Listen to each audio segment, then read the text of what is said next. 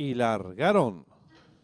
Salen agrupados los competidores, tratan de enseñar el camino al participante número 6, Henry el Pirata, pequeña ventaja sobre el 2, Superrealismo, tercero se desempeña el número 9, Hijo del Sol, cuarto viene accionando el 4, Mbappé. Descontar los primeros metros de la prueba, el número 2, Superrealismo, cuarto primera ventaja sobre el número 9, Hijo del Sol, tercero se desempeña el 4, Mbappé, cuarto mejorando lo viene haciendo el número 10.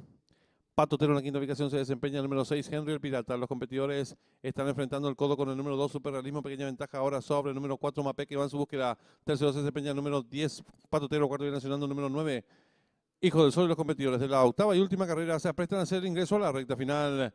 Últimos 400 metros para el disco número 4, Mbappé, pequeña ventaja sobre el número 2, Superrealismo. Tercero se desempeña participante número 10, Patotero. Descuenta ya los últimos 300 metros para el disco. Continúa la lucha delantera, número 2, Superrealismo, pequeña ventaja sobre el número 4, Mbappé, que insiste por dentro. Tercero lo hace el número 10, Patotero. Descuenta ya los últimos 250 metros para el disco. Domina el número 2, Superrealismo, pequeña ventaja sobre el 4, Mbappé, que insiste por dentro. Tercero lo hace el número 8, Hereje. Descuenta los últimos 50 metros de carrera. Domina fácil el 2, Superrealismo. Estira 2 cuerpos y medio de ventaja sobre el número 4, Mbappé. Tercero el 8, Hereje, y cruzaron el disco.